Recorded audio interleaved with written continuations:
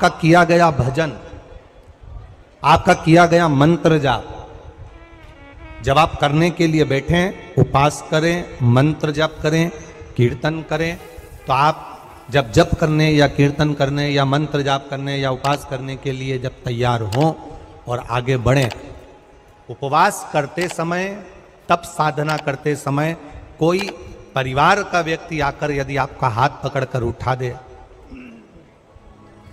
या आपको अपशब्द कहे, तो यह श्रेष्ठतन नहीं हो। आप करो पशुपति व्रत, आप करो सोमवार के व्रत, पर निवेदन है कि व्रत करते समय, व्रत के पहले आपके परिवार वालों को, आपकी पति को, माता पिता को, परिवारजन को यह बात बता दी जाए कि हम ये व्रत कर रहे हैं। क्यों? उसका कारण केवल इतना सा है कि जब हम ये परिवार वालों को बता देंगे कि हम व्रत कर रहे हैं, तो आपके व्रत में कोई टोकने वाला नहीं रहेगा, आपके व्रत को कोई रोकने वाला नहीं रहेगा, और आप निष्कपट भाव से भगवान की अविरल भक्ति को धारण कर सकते हो। निष्कपट भाव भगवान के भजन को धारण कर सकते। इतना सुंदर वर्णन किया गया है महामृत्युंजय मंत्र का। यदि हम किसी ब्राह्मण से अनुष्ठान करवा रहे हैं,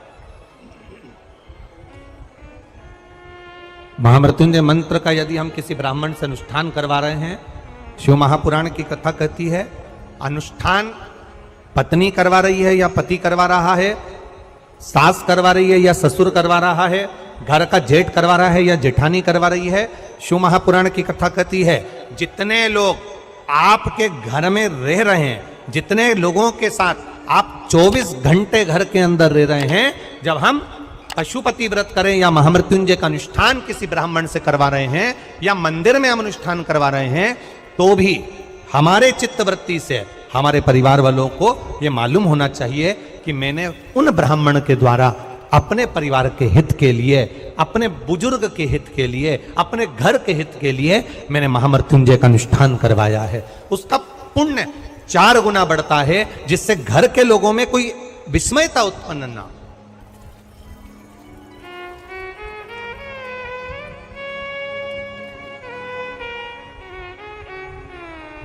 हमारे भीतर कोई विस्मयता उत्पन्न ना हो, हमारे मन के भीतर कोई भेदभाव उत्पन्न ना हो। और हम तो यहां तक कहेंगे, आप अगर शंकर जी के मंदिर में जा रहे हो, 1 लोटा जल चढ़ा रहे हो, शंकर जी के मंदिर में पहुंचकर 1 लोटा जल समर्पित कर रहे हो, तो भी आपके घर के लोगों को मालूम होना चाहिए कि ये पास वाले शिव मंदिर में गई है, मेरे पास के मंदिर में मेरा घर का बच्चा शंकर जी को जल चढ़ाने गया है, मेरा पति पास के मंदिर में शंकर भगवान को जल समर्पित करने के लिए गया है। ये घर के लोगों को ज्ञात होना चाहिए।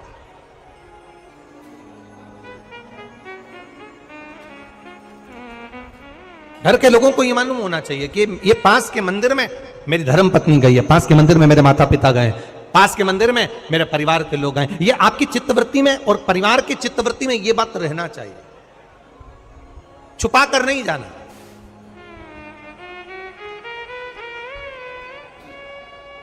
छुपा कर भगवान के मंदिर में नहीं जाना, छुपा कर पशुपति व्रत नहीं करना। महाराज, शिव महापुराण की कथा वर्णन करती है कि आप भगवान का अगर कोई व्रत, कोई साधना, कोई नियम ले रहे हो, माना आपने कोई व्रत करा, कोई करी, पर घर के लोगों को वो ज्ञात होना चाहिए कि ये मंदिर तक जा रही है, ये पशुपति व्रत कर रही है, आराधना कर रही है।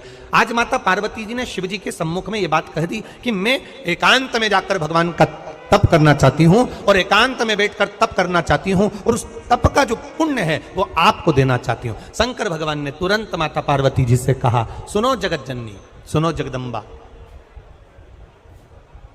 सुनो पार्वती, आप तप करो, मना नहीं है, आप साधना करो, मना नहीं है, आप आराधना करो, मना नहीं है। और आप सोचो कि आपकी करी गई तप साधना का पुण्य आप मुझे दे दो, तो भगवान तुरंत कहते हैं, पार्वती जी मुझे आपके तप साधना का पुण्य नहीं चाहिए, आप अपना पुण्य अपने पास में रखो, हमें आपका पुण्य नहीं चाहिए।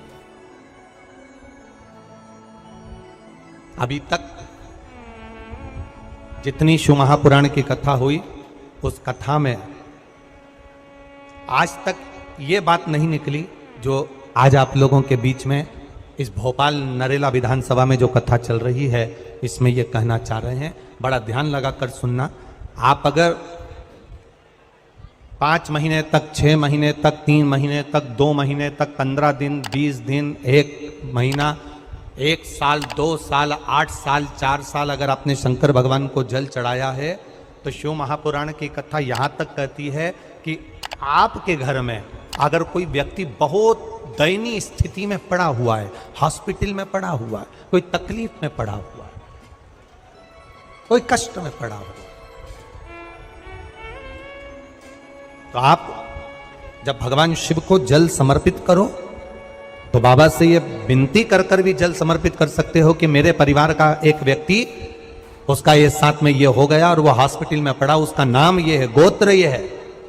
बाबा, हमने जो तप साधना करी है, हमने जो इतने महीने तक आपको जल समर्पित करा है, हमने जो बेलपत्र समर्पित करी है, मेरे बाबा आज स्वीकार करना। और जो हॉस्पिटल में पड़ा है, जो कर्जे में लदालूम पड़ा है, जो तकलीफ भोग रहा है, ऐसी कृपा करना बाबा कि मेरे 2 महीने जो मैंने जल चढ़ाया है, उस चढ़ाए गए जल का पुण्य मैं उसके खाते में देती हूं और उसको ठीक कर देना। यह पुण्य का भाग है।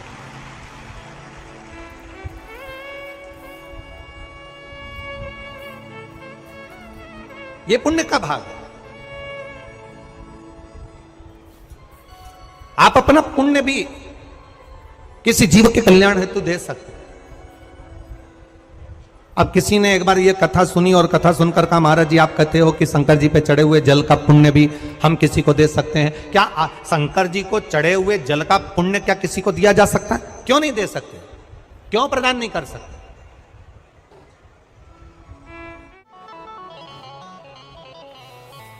एक पुण्यता अपने भीतर एक विचार फिर करिएगा। बड़े बड़े सावधानी की कथा है। आप लोग सोचो कि यह कथा यहां से सुनी, यहां से निकाल दी, बच्ची कुची थी, कपड़े में झटकार दी। यहाँ कथा अगर सुनने के लिए आए हो तो थोड़ा दिल लगाकर सुनना, मन लगाकर सुनना।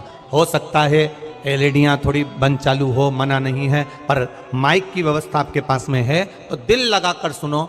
जहां मौका मिल जाए वहां बैठकर अपना चित्त लगाकर सुनना, क्योंकि 3 घंटे में से केवल 2.5 घंटा आपको प्राप्त होता है। बाकी का पूरा समय आप लोग यहाँ सुबह 6 बजे से रात को 3 बजे से 4 बजे से इस कथा का इंतजार करते हो।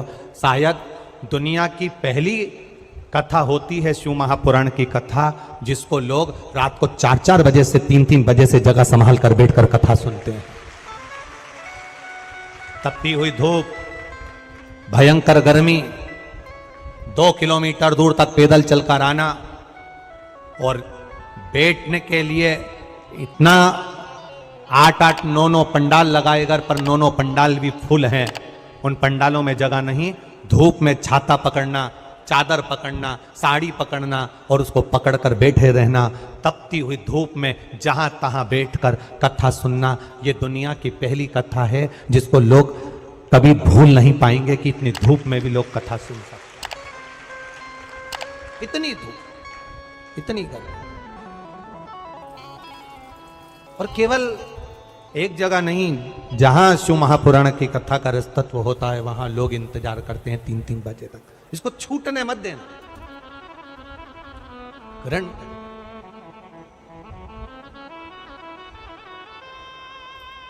शादी में गए हो, 500 का लिफाफा दिया है तो भोजन कर कर जरूर जाना।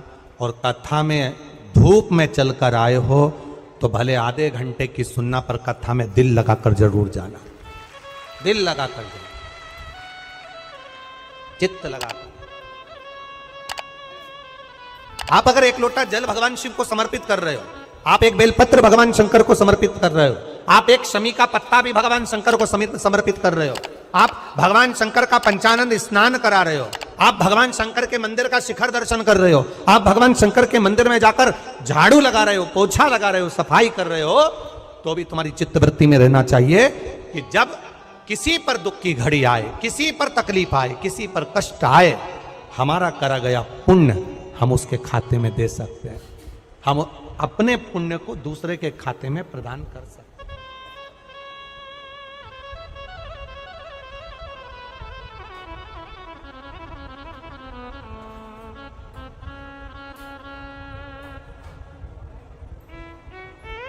बेलपत्र, जरा ध्यान देना हो। ये बेलपत्र जो होता है, इस बेलपत्र पर कभी कभी आपने देखा होगा कि कई लोग बीच वाले पत्ते पर चंदन लगा देते हैं। ये जो बीच का पत्ता होता है, इस पर लोग चंदन लगा देते हैं। शिव महापुराण की कथा कहती है, अगर भूलवश भी अनायास आपके पास बेलपत्र भी नहीं है, शिव जी का चढ़ा हुआ बेलपत्र भी अगर आपने उठा लिया और उठाकर उस बीच वाले पत्ते पर एक चावल का दाना रखकर भी आप भगवान भोलेनाथ को समर्पित कर रहे हो, तो ये समझ लेना कि तुमने महीना, 2 महीना, 4 महीना, 6 महीना, 8 महीने में, हम तो हमेशा कहते आए हैं, आज फिर कह रहे हैं, 1 महीना पूरा हो जाए जल चढ़ाते, 2 महीना पूरा हो जाए जल चढ़ाते, 3 महीना पूरा हो जाए, 4 महीने पूरे हो गए, 6 महीने पूरे हो गए, या आपका साल भर पूरा हो गया, प्रयास करा करो एक पत्ते पर एक चावल का दाना रखकर शिव जी को समर्पित करना। क्यों? जो तुमने पूर्व में जल चढ़ाया है वो चावल का दाना अक्षय, उसको अक्षत माना जाता है, अक्षय माना जाता है। मतलब तुमने अभी तक जो जल समर्पित करा है वो कभी समाप्त नहीं हो सकता, उसका पुण्य तुम्हारे खाते में चले गया, अब तुम उसको किसी को भी प्रदान कर सकते।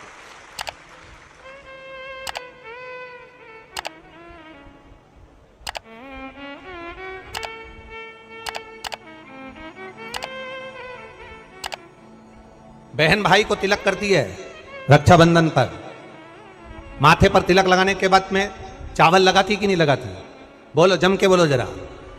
लगाती है? बोलते जाओ जरा। लगाती है, ठीक है। मंदिर में आप पूजन कर रहे हो, घर में कोई अनुष्ठान कर रहे हो, पंडित जी तुम्हारे मस्तक पर तिलक करते हैं तो चावल लगाते कि नहीं लगाते? बोलो बोलो, जम के बोलो। लगाते हैं। तुम्हारे घर में शादी ब्याह होता है तो तिलक करा जाता है तो चावल लगाया जाता कि नहीं लगाया जाता? लगाया जाता।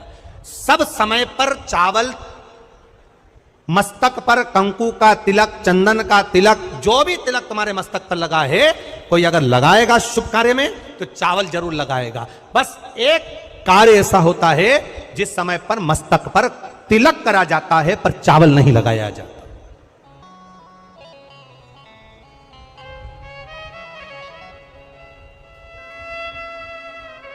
एक समय ऐसा होता है जिस समय तिलक करा जाता है पर चावल नहीं लगाया जाता।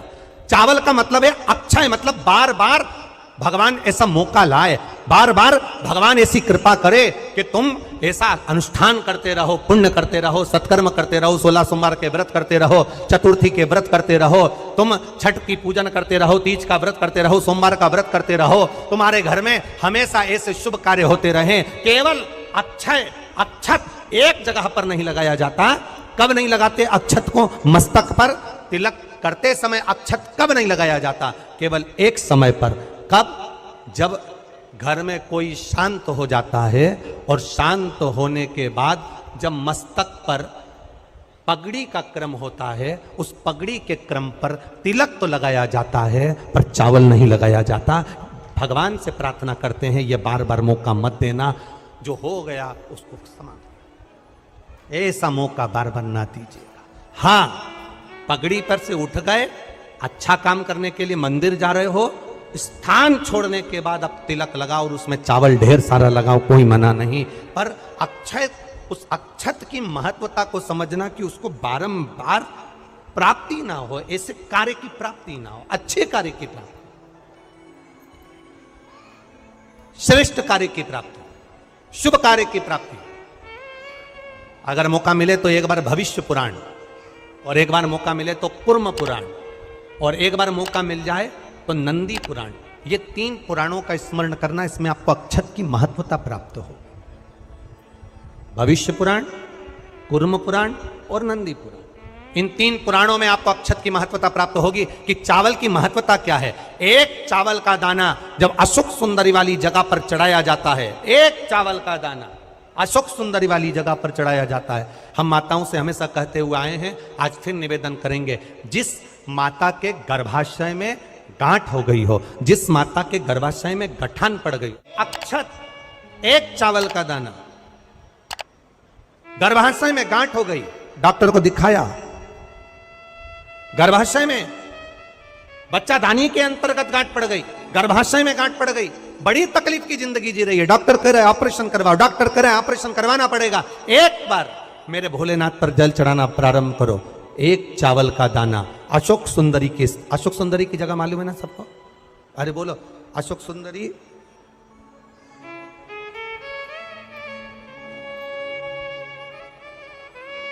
जैसे ये शिवलिंग,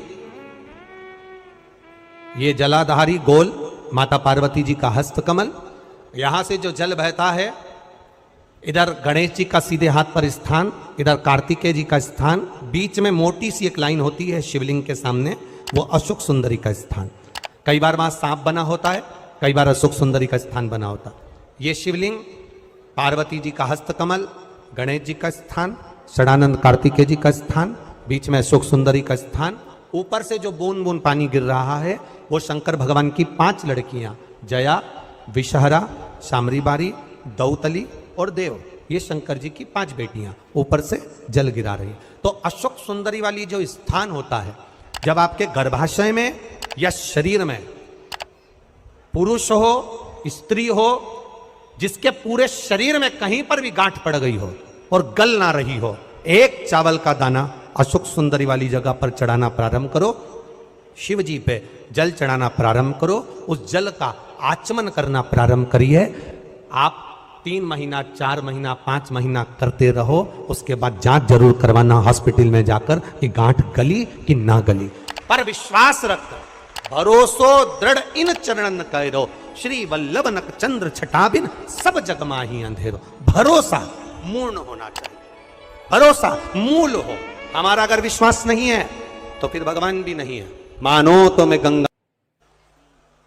एक फेसबुक पर किसी ने लिखा था, आज पुत्र, हमको तो आशीष ने बताया, एक फेसबुक पे लिखा हुआ था, एक फेसबुक पर किसी ने लिखा था, आज पुत्र रत्न की प्राप्ति हुई, सभी मित्रों का आभार। क्या लिखा था फेसबुक पे? अरे बोलो तो जम के, आज मेरे घर पुत्र रत्न की प्राप्ति हुई, सभी मित्रों का आभार। अब मित्रों का आभार क्यों दे रहा है? पुत्र तेरा है कि मित्रों का है?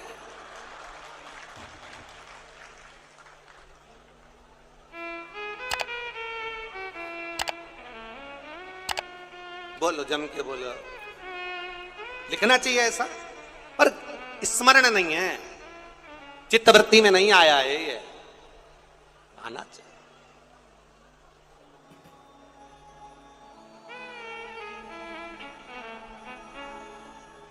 चित्तवृत्ति में आना चाहिए।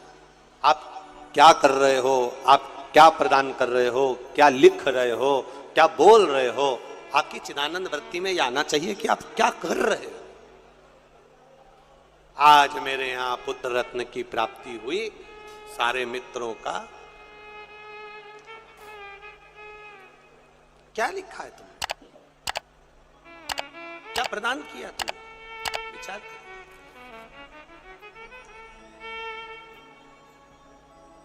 आभार किसका होना चाहिए था?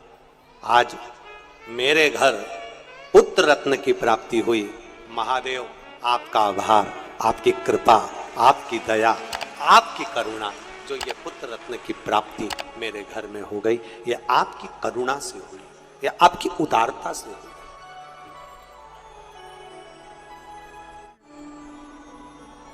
ये आपकी करुणा है, ये आपकी उदारता है।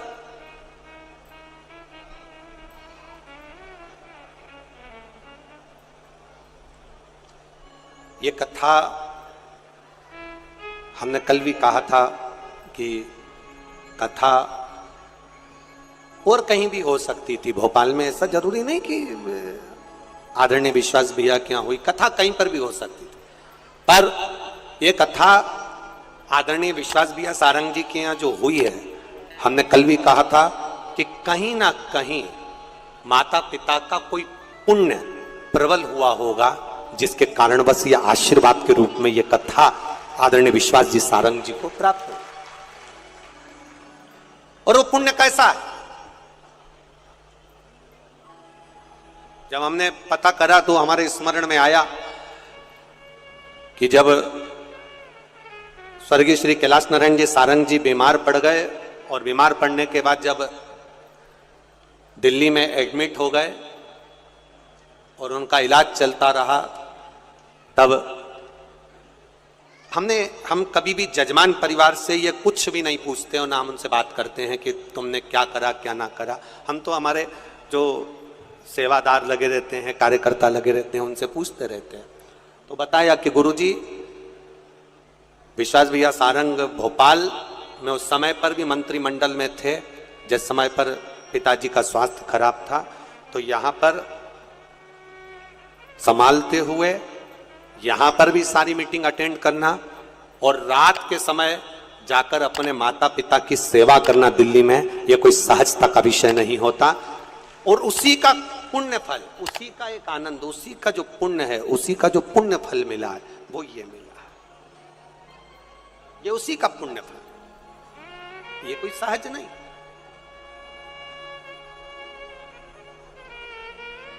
इतनी शिव महापुराण की कथा करी, पूरे भारत में करते रहते हैं, पर पहली शिव महापुराण की कथा ऐसी हुई है जिसमें रेलवे स्टेशन पर भी भक्तों को लाने के लिए बस लगाई गई। इसके लिए विश्वास भैया सारंग जी को बहुत बहुत साधुवाद। आज तक जितनी कथा हुई उस किसी कथा में कहीं पर भी रेलवे स्टेशन से कथा स्थल तक लाने के लिए भक्तों के लिए बस नहीं लगी, पर पहली कथा ऐसी थी जिसमें भोपाल के रेलवे स्टेशन से भक्तों को यहां तक लाने के लिए बसों को निःशुल्क चलाया गया। एक बार जोरदार ताली बजा, बहुत बहुत साधुवाद, बहुत बहुत साधुवाद। कोई परेशान ना हो, आनंद से पहुंचे लोग कथा। हाँ, 4 बजे से 7 बजे तक शिव के भ्रमण का समय बताया है शाम को। तो 7 बजे से लेकर फिर रात्रि 9 बजे तक लक्ष्मी और दरिद्रता फिर भ्रमण पर जाती है। इनका एक समय निश्चित है महाराज। भ्रमण कर कर आ जाना। अब इस बीच में जब लक्ष्मी और दरिद्रता दोनों निकल कर जा रही हैं तो दोनों एक भाव रख कर जाती हैं कि आज हमको कहां प्रवेश करना,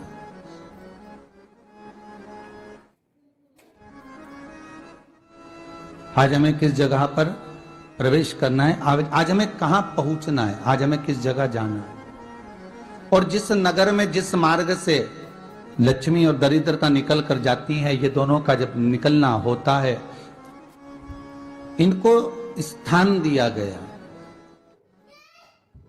जहां पर स्वच्छता हो, घर के दरवाजे पर रंगोली डली हुई हो, द्वार पर जल छीटा गया हो। महाराज, उस द्वार पर लक्ष्मी प्रवेश करती है तो दरिद्रता भी जाने लगती है अंदर। जब दरिद्रता अंदर जाने लगती है तो लक्ष्मी उसको रोक देती है, पहले मैं देखकर आती हूं कि तेरे लिए स्थान है कि नहीं, तू यहां रुक।